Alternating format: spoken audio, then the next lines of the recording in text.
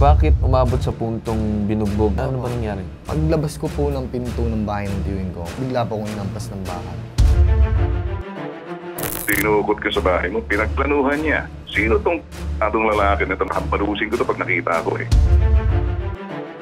Pagkatapos nang ikay nabugbog ng halos 2 oras sa loob ng bahay niya, pinaamin ka, nakontento ba siya, naniwala ba siya? Hindi po, galit na galit po talaga eh. Galit. Siya pang nagsumbong sa pulis. Kinuha ka na, tinukot ka na, tapos siya pa nagpapulis sa'yo. Opo. Yung sabi po sa akin ng pulis, kahit siya daw po makakapatay ng tao. Ay, pati, gusto ko maturo mo sa atin sa ng pulis na yun. Pakinggan niyo rin naman po sana ang palik to, sir. Hindi ako makikinig sa iyo dahil doon ko pakikinggan, harap-harapan, eyeball to eyeball. Hindi sa telepono. Gusto ko masukat ang pagkalalaki mo at pagkasiga mo. Antayin mo darating ako dyan. Naintindihan mo? Magtutuos tayo. Pag biyahe ako, special ka dahil pupuntahan kita para makuha ang parik mo, Eric. Magpakita ka, harap tayo sa presinto at sa barangay, kukunan kita ng panik sa harap ng kamera. Huwag sana papahag ang buntot mo, kukuyitan mo. Ipapakita ko sa iyo kung anong siga. No, hindi yung siga ng sisiga-sigaan lang. Naintindihan mo? Ako po ay si Gerald Chu, tindero po ng isda sa San Jose, Batangas. Ako po ay pinagbibintangan ng amo kong lalaki na kabit po ng aking among babae. Pagpunta po nila sa bahay, pinalo po agad ako ng tubo at pilit po akong pinapalabas sa bahay. Sa sobra pong sakit, hindi na po ako nalaban kasi po apat sila. Bali po, nung pagdating po dun sa bahay nila, habang binubugbog po ako, umawat po yung asawa niya. Nawala naman po talaga kaming relasyon ng asawa niyang babae. Sinabihan niya pa yung asawa niya na mag-text daw kami para daw mapatunayan na may relasyon. Ang gusto ko pong mangyari na mabigyan ng leksyon yung tao na to at maparusahan niya yung ginawa niya.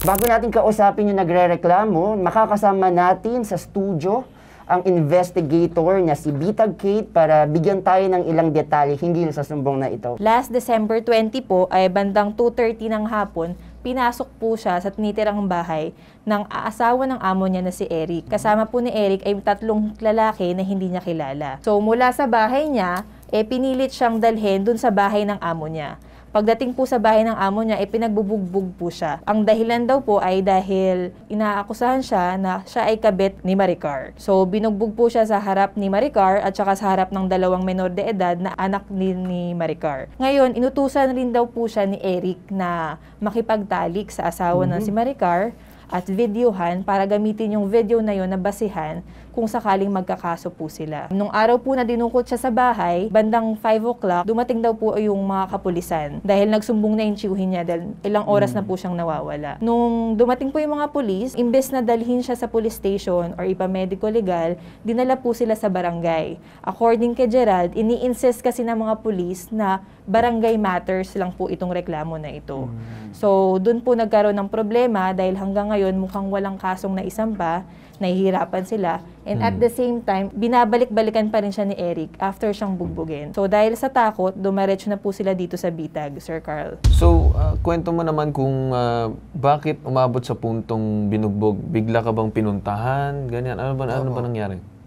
Ganito po yun, hapon po, nag-aasikaso po, maglalako sana po ako ng isda. Tapos di ko po inasahan na papasok yung mga tao na yun. Yung Eric Benitez na yun, tsaka may 3 pang kasama. Paglabas ko po ng pinto ng bahay ng tiyuhin ko, bigla po akong inampas ng bakal. Tapos pilit po akong sinama nila. Siyempre po, masakit na yung nararamdaman ko. Kaya wala na rin akong maisip pa ako rin mag-iskandalo dun sa inuupahan ng tiyuhin ko. Yung focus naman natin ngayon is yung pangbubugbog sa'yo. Kasi tinitignan natin kung ano man yung problema ng isang tao dun sa isang tao, dapat dinadaan sa maayos na usapan. Imbis na dinadaan sa physical abuse or whatever it is, hindi dapat ganun. Tama ka dyan, Sir Carl, no? Kumbaga, kahit may ebidensya ka o wala, wag mong ilalagay sa sariling kamay mo yung batas. So, hindi mo kailangan gumamit ng kamay na bakal para parusahan yung isang tao sa kasalanan niya. May batas tayo para dyan. Para maging patas yung investigasyon, siguro mamaya, tatanungin din natin yung mister na nambugbog sa kanya. So, matanong ko lang yung mga nambugbog sa'yo na, kilala mo ba to? Hindi po. Bali, si Eric Benitez lang po nanggaruti sa akin po, nang bugbog po. Si Eric Benitez. Si Eric lang. So si Eric may kasama mga tao. Oo, yung mga... Yung mga tao ba yun, sinaktan ka din? Or si Hindi Eric po. lang? Si Eric lang po. Mag-backup lang pero ang nambubugbog talaga si Eric. Si Eric. Pero bago mangyari yung pambubugbog ba, may nauna ng insidente na ikaw ay kinumpronta ng mister na Wala pinaratangan ka na kabit ka? Wala po. Pinaalis lang po nila ako. Sinabihan yung tiyuhin ko na ialis na daw ako doon sa palengke na wag na daw ako pagtrabahuhin. Pinaalis? Dahil sasamain daw po ako doon sa palengke. Yun ang sabi sa tiyuhin ko po. Kaya po, yung tiyuhin ko, sa araw na yun, pinauwi na ako dun sa inuupahan niyang bahay. Doon na po ako pinatira. Okay. Ganito na lang, ipa-phone patch muna natin si Sir Ben Tulfo para makausap mismo yung complainant din. Good morning po. Good morning. Pinakikinggan ko kanina, no? At itong ginawa rito sa complainant natin. I'm aware na yung situation na ginawa nito. Una sa lahat, hindi ito pang barangay. Yung pulis dito sa Batangas kung sino ng mga kolokoy na to. Walang po ang sino man dudukot doon sa sinasabi. Individual sa loob ng kanyang pamamahay, trespassing yan. Pangalawa, kidnapping, forcibly taken from his home. And then ang ginawa ng suspect is basically bugbugin yung tao. Importante makatikim to. This is deliberately, intentionally, dinukot ka sa bahay mo, pinagplanuhan niya. Sino tong atong lalaki na ito na gusto ko makita to para hampalusin ko to pag nakita ko eh. Now, one of the reasons kung bakit ako involved dito pagdating sa ganito, yung barangay should have said, boss, crime na yan. Sinaktan mo, pinagbubugbog mo, pinaamin mo, hindi naman totoo. Nakita ng kanyang misis. Anong ibig niya sabihin dito? Ay yung batas. Nagpapakita siya rito ng takot sa misis niya. Eh kung talagang may diskumpiyado siya sa misis niya, bakit hindi niya lang kastiguhin ang misis niya? Yung pinakahuli na nakita ko, pinagtantaan niya kapag nakita. Eh baka naman, ako'y magdabiyahe rito para makita ko. Bitbiting ko mga polis dito para pagsabihan tong puro ko'y na ito kung makita ko to. Kung anong lingwahe niya, kaya nating salitain. At ang lingwahe niya, hindi po pwede yan. Nagtataka tayo rito, bakit ang polis ipinasa sa barangay? Katangahan yan. Allow me to talk to the biktima doon sa lalaking dinukot. Gerald, Okay, magsalita ka. tatanungin ko, okay? Anong oras siya dinukot sa kanyang bahay? Dukot to, dinukot Dumating sa bahay, hindi. Ito ba'y tumawag sa iyo para sabihin, darating ako sa bahay mo, iniimbitahan kita sa bahay ko. May ganun bang pasabi? Wala po. Wala. Nagulantang ka na lang, dumating sa bahay mo. Opo. Pagdating sa bahay mo, anong ginawa? Tinukot ka? Pinalo po Sa agad pilitan? ako. Pinalo po ako ng Pagdating sa todo. bahay mo, pinalo ka agad. Kaya Opo. gito, trespassing. Battery agad yun. And then ano yun? Kinaladkat ka sa pilitan? Hinihila po nila ako, pinapalabas po niya ako sa bahay. Okay, ito. Sa loob ng pamamahay mo, pinasok ka, pinalo ka, biglang bumulaga, walang pasabi-sabi. Hindi Opo. imbitasyon, pagkos kinakaladkat ka palabas, tama. Opo.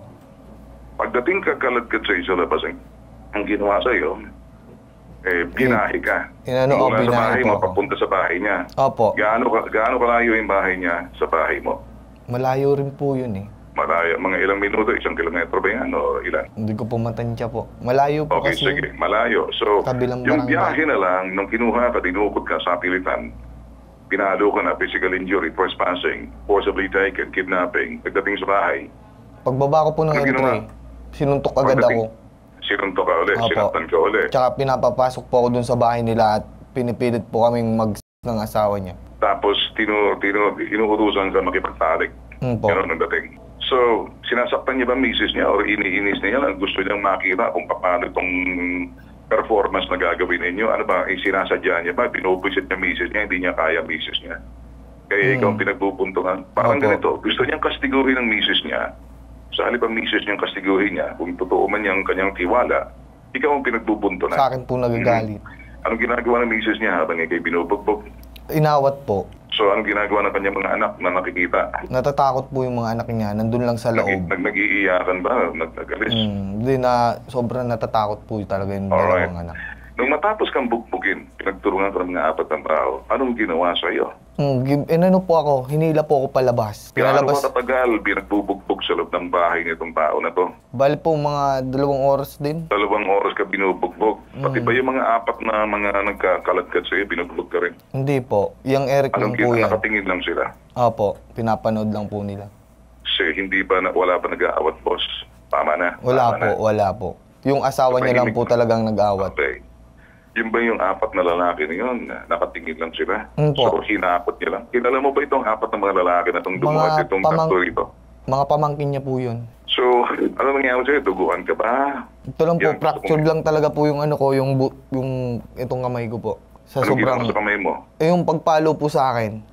Pinalo ka ng anong bagay? Bakal po. Solid na bakal po yun, opo. Okay. Pagkatapos ng ikay nabugbog ng halos 2 oras sa labas sa loob ng bahay niya, pinaamin ka, wala siyang amin. Nakontento ba siya? Naniwala ba siya? Hindi Ganun po, ba? galit na galit po talaga eh. Galit na galit. Siya pang nagsumbong sa pulis. Siya pang unang lumapit sa pulis na Siya may pang lumapit pinakita. sa polis. Kinuha ka na, dinukot ka na, pinagplanuhan niya na siya kataparan niya yung plano niya, tapos siya pa nagpapulis sa'yo. Opo. Sino yung pulis? Ang gumawa nito at nanood lang pagkatapos hindi mo lang sinabi, boss, krimen yan ginawa mo. Hindi ko po Kidnapping yan, natandaan trespassing, physical injury. Na isa katuparan mo yung gusto mo, talagang pinagplanuhan mo. Hindi ito basta-basta sa yung crime of passion. Ito'y krimen na pinagplanuhan deliberately, intentionally. Ginawa niya, na isa katuparan niya. Nung dumating yung pulis, inimbestigahan ka ba ng pulis? Yung sabi po sa akin ng pulis, kahit siya daw po makakapatay ng tao. Ay, bakit? Sigurado, gusto ko maturo mo sa atin sa ng pulis na yun. Hindi ko lang- Anong pangalan ng pulis na yun? Hindi ko lang po natandaan yung pangalan ng pulis. Sige, Matangkad po yun. paano natin, papahilera natin sa presinto. Okay po. Okay, sino nagdala sa'yo sa ospital? Yung tiyuhin ko po, Nung pagdating sa ospital, anong investigasyon ang ginawa ng ospital? Tinarong ka ba? Pinagbog ka? Meron mo po. silang record na parang ito, dinala dito, bigbog, nagdala ng kanyang tiyuhin? Wala, basta kinamot ka lang. ginamot lang po ako doon. Pinano lang Alright. po, sinimento lang. Alright, sige. Nung palabas ka na, binantaan ka ba? Ano sasabihin sa'yo? Papatayin ka namin pag inulit mo. Ano pa? Wala. Huwag ka na magtrabaho, huwag ka na magpakita. Ayoko na makita ang pagmumukha mo. Ayun po, wag na daw po akong magpapakita ng palengke. Huwag ka na magpakita ng palengke. Hindi ba ikay nagtitinda sa palengke? Bakit? Sa kanya bang pagmamayari ng palengke? Kaya nga po eh. Alright, sige.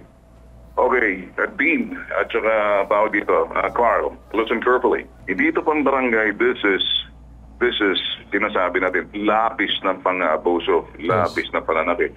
Grave oppression, grave aggression, grave physical injury with threat. Hindi ito ordinary krimen, kaya ako nagtataka rito, hindi ito pang barangay. At kung mga matitinong tao sa barangay marunong tumingin dito, dapat tinuruan, tinala doon, tapos ni-report nila sa pulis. Lumalabas dito parang pinagkaisahan tong pobre, walang kalaban-laban, hindi kayang tumindig, pati yung pulis na tanga-tanga, stupido. Kaya ako nagagalit dito. Alright, so this is what we're gonna do. Can you call itong suspect na to kung sino man tong talpulano na to, gusto kong makita, gusto masukat ang pagkasiga nito. Eric, nakikinig ka ba? Narinig mo ako, Eric? Oo, naririnig ko kayo. Alam mo ba kung sino ang kausap mo ngayon? Opo, si Sir Vin po. Balita ko, siga ka raw. Pulis doon na dinala mo, dinukot mo to, pinagplanuhan mo, pinasya-taparan mo, pinahi mo, dinala mo sa bahay mo, binugbog mo tayo, suspensya na. Hindi naman ho yung totoo, sir. Hindi naman ako kami dyan. Ako pa hindi pa nga po ako sa pulis. Hindi na pa nga po ako sa pulis. Eric. Makinig ka muna, Eric, ha? Antayin mo ang darating ako dyan. Naintindihan mo? Magtutuos tayo, pagbiyahe ako, special ka dahil pupuntahan kita para makuha ang panig mo, Eric. Naintindihan mo, Eric? Pakinggan nyo rin naman po sana ang panig ko, sir. Hindi ako makikinig sa iyo dahil doon ko ka pakikinggan, harap-harapan, eyeball to eyeball. Hindi sa telepono. Gusto ko masukat ang pagkalalaki mo at pagkasiga mo. So ang gagawin natin ngayon, wala sa telepono, huwag na tayo mag-usap sa telepono, madali sa telepono eh. Sabihin mo sa harapan ko, bibisitahin kita. Berdugo ka raw sa lugar. Nakapatay ka na ba, Eric? Hindi pa po. Ay, hindi pa.